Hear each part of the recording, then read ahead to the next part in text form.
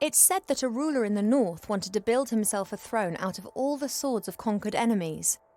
Unfortunately, he died after only conquering one enemy when he refused to heed all the warnings and sat on the throne.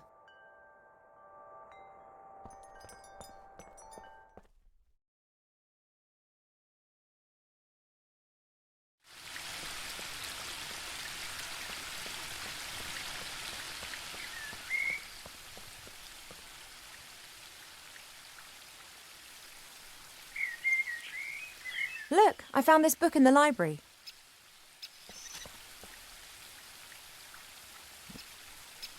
Woodcrafts? Why are you showing me that? I thought it might interest you. I don't like horror stories. Horror stories? Wood that has been clamped into a revolving monstrosity to be whittled down layer by layer to the core? What do you call that then? Sorry, never looked at it like that. Branches sawed off, boards nailed together, wood treated with chemicals. Oh, sick stuff.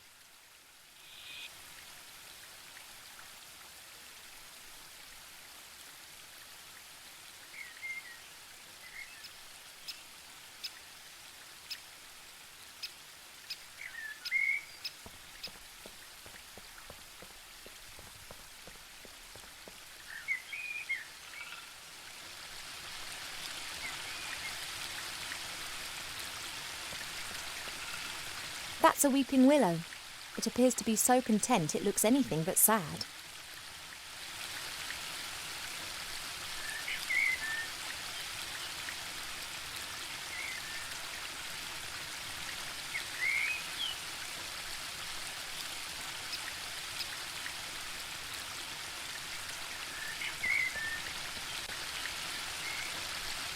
Perhaps the tree would like to hear a little story from the book. One can easily fell a tree with the help of an axe and wedges. In my experience, nothing beats a sharp saw guided by two men. Slish, slash! The teeth of the saw bite into the wood, and in a few minutes, even the largest tree tumbles to the ground. After this, the smaller branches and the bark are removed from the trunk using hatchets. Once the tree is sawn into several pieces, it's ready to be transported away. Oh, I'm so sorry. It'll be all right. You'll see.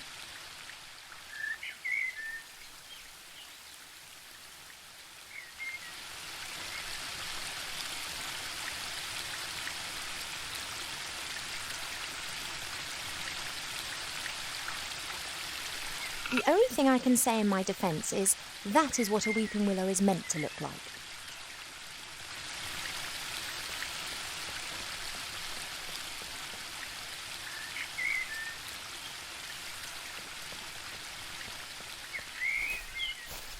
Hey, there's a rainbow. Since the willow's branches are hanging down for some inexplicable reason, the sun is able to shine directly onto the waterfall again and is now producing a pretty rainbow over the garden.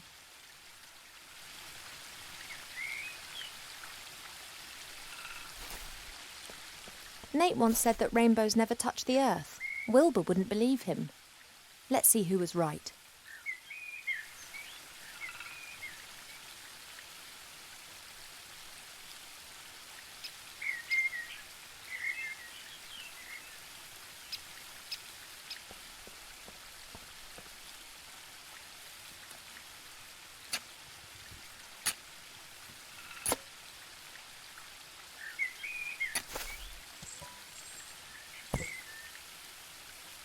A pot of gold, and no grumpy leprechaun protecting it.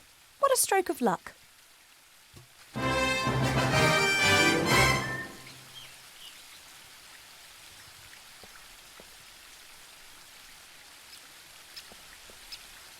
Hi, Arbor. What you got there? Be that the hat of a master fisher?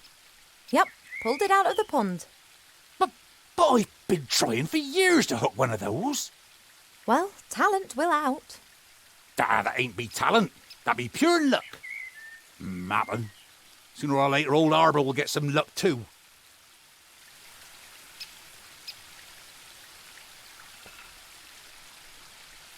You're having a good time, I see. What can I do for 'ee? I don't need your spade anymore. I've put it over there. Ah, that's great. And you've dug a lovely hole too, right in the middle of my lawn.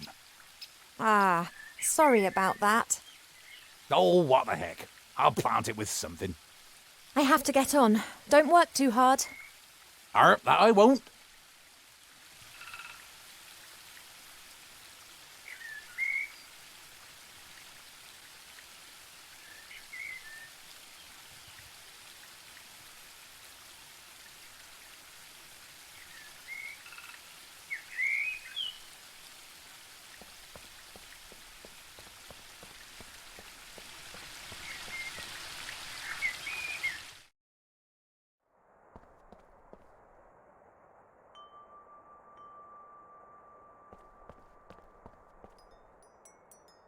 Hey, Cheep.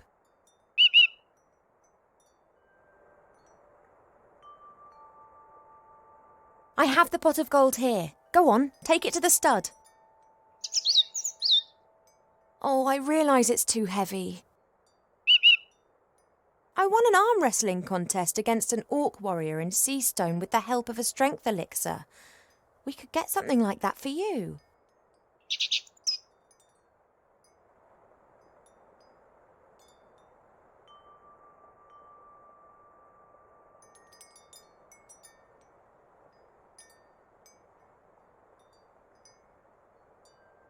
This sex that you spoke about, what is it and why should I not have it?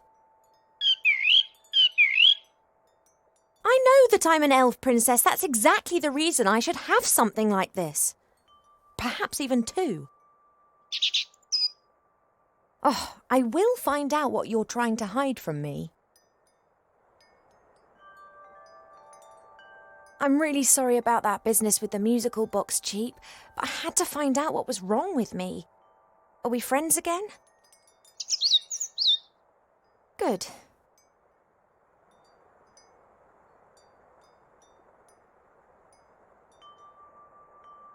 I'll be back soon, Cheep.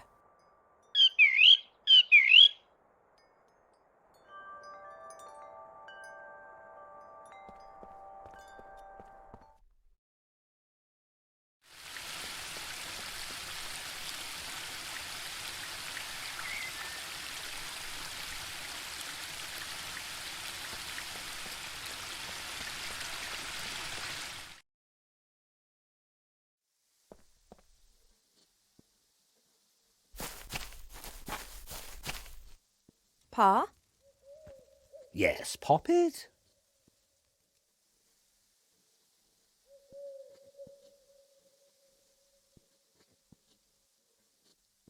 The exact opposite of fashionable. Therefore it must be very useful.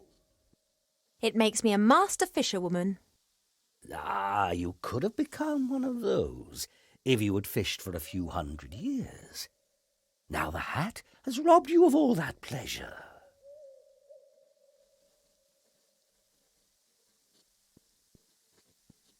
Doesn't Mother's way of doing things drive you a bit mad? Naturally. Then why don't you tell her? Does the gnu talk of spring when the shadows are tickling the squirrel? I love her. It's just a phase. She'll change. And if she doesn't change, then I will not love her any less. I love you both as you are, warts and all.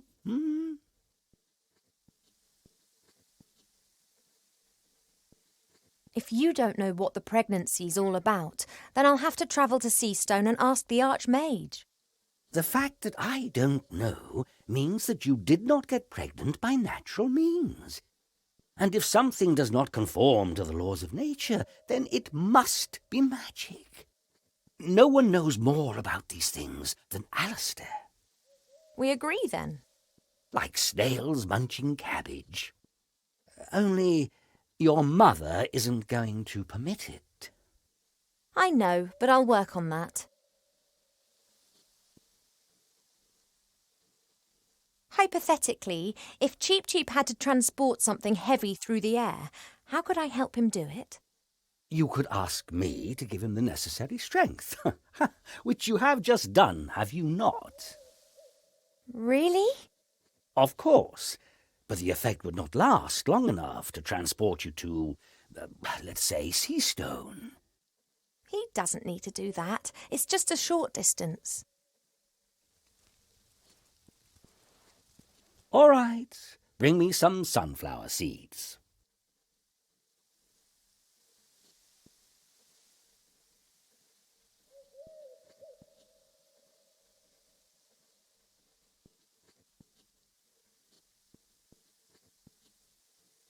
I have a few sunflower seeds. Here.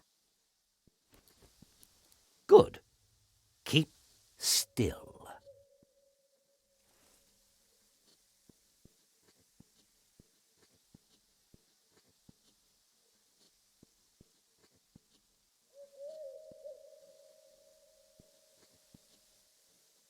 That's it. Just give Cheep these seeds to eat shortly before he starts on his journey. Thanks.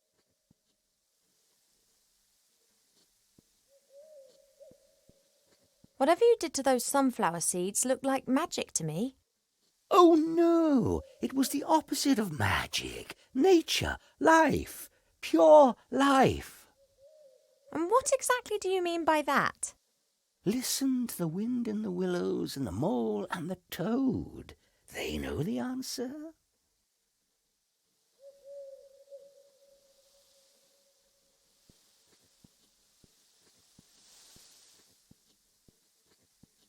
I've got quite a lot to think about. Goodbye, little daughter. See you later, Father.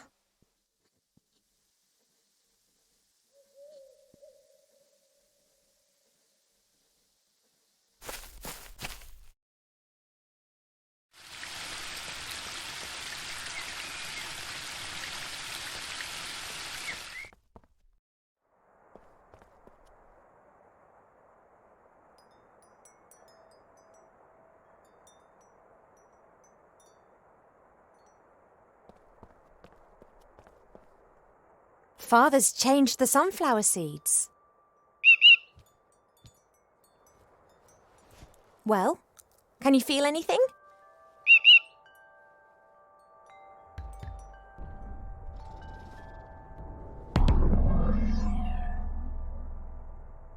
Now, don't exaggerate.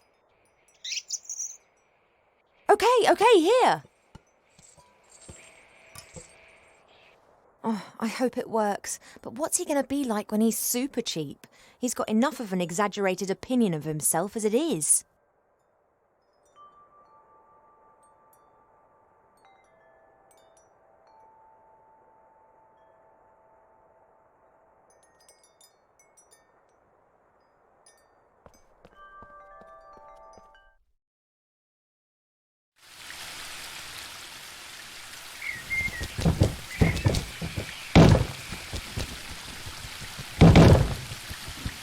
Oh, that's overdoing it a bit.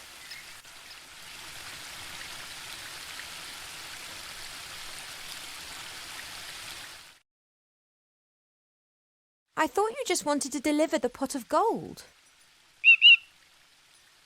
You deserve it.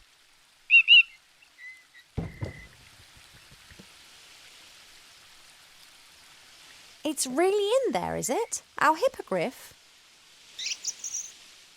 Why did the stud put it in there? Couldn't they have just let it fly back with you? You mean it was in the box already? You didn't actually see it? I'd love to have your trust. Oh well, at least it's pretty lively.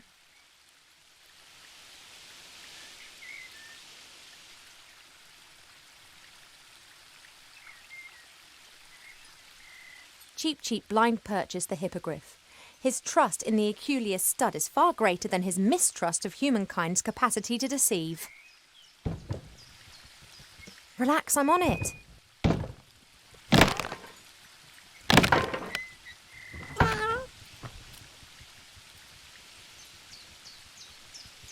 You've still got the receipt, haven't you, Cheep?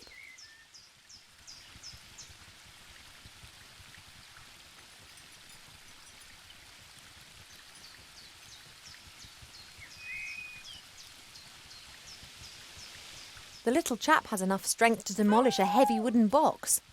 That's a pretty good sign.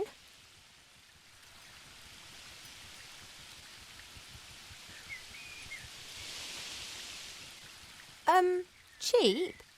Didn't the hippogriff in the magazine look a bit different to this? Bigger, a bit more griff and a bit less hippo?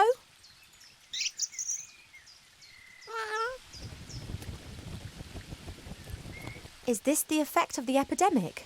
Mother said it changed things.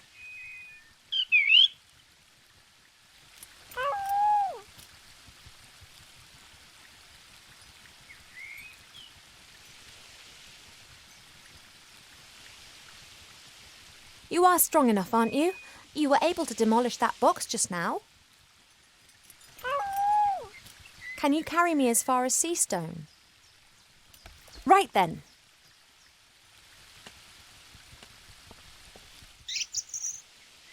The Archmage, murdered by Wilbur Weathervane?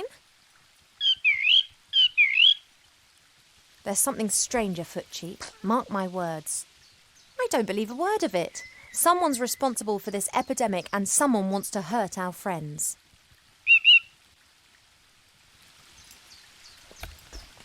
Away to Seastone.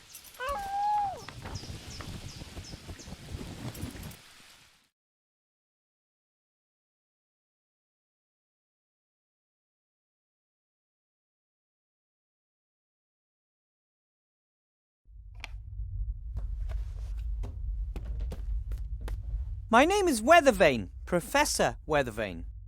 You want to teach us? Well, yes. Why not? You're a gnome! Gnomes can't do magic! I can, and have. During my mage training, Yes? My mother also says that you should not be a teacher. But I think you're great, Professor. Oh, thank you. Say, Professor, what exactly is the magic constant? How long must Veritaserum mature? What can you tell us about ancient magic runes?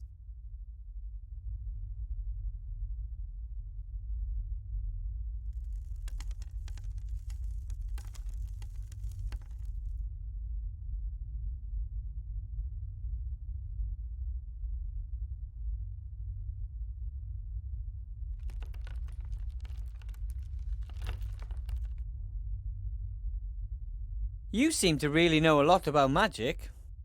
More than you, anyway. Maybe we should switch places. Maybe you should shut your... we never talked to teachers like that in my day. Well, we do in mine. We'd like to have answers to our questions. I will answer all your questions, but not now. It's time for History of Magic. Then I have a history question. As everyone knows, gnomes are completely incompetent when it comes to magic. To be exact, only one great gnome mage has appeared in the last 800 years. He defeated Gremar, the last of the great dragons. What was the name of that last great gnome mage?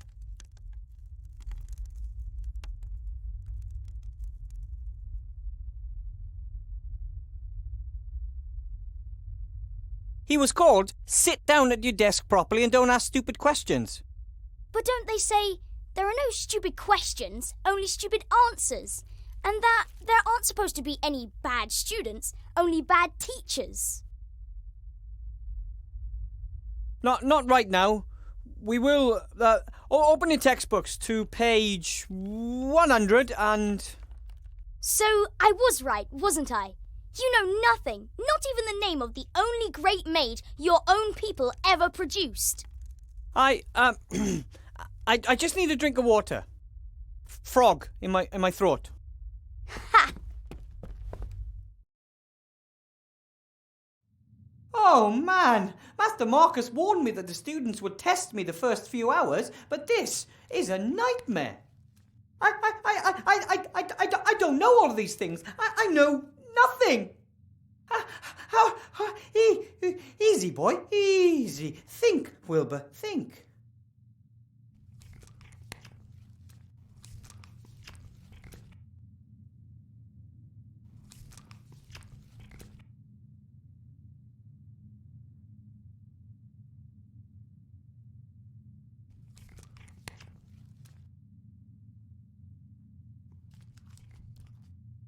This has to be the oldest shoe I've ever seen. It's so old it's even lost its ability to stink. That's strange. There's paper in the bottom of the shoe. Oh, maybe the shoe has a hole and the paper is supposed to protect the wearer from getting wet feet. It's a sheet from a book. It's folded in the middle and printed on both sides. That equals 4 pages. It wasn't torn out. It looks more like the glue weakened and the sheet fell out. I'll just take it with me.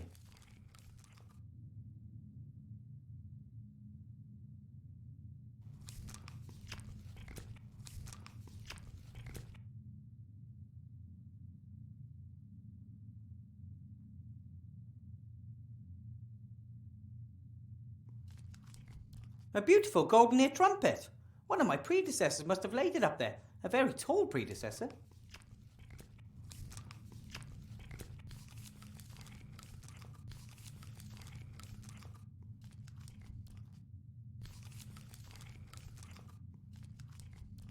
It can't be healthy in the long run for Fridolin to always eat parchment and old scrolls.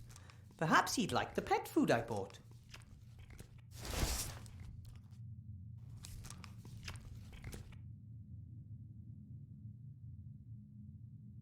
Master Marcus and the Archmage were so busy rebuilding the city that no one had the opportunity to teach me anything about teaching. This box was in a shop window down in the city. I thought it might be useful.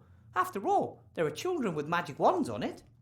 But unfortunately, it just seems to be a bunch of those tricks, like that old one with Mr. Wupperman, the top hat and the rabbit. Short white rope, a pair of dice, playing cards, and a guide on how to lead people up the garden path. That's just not right. Real magic or none at all.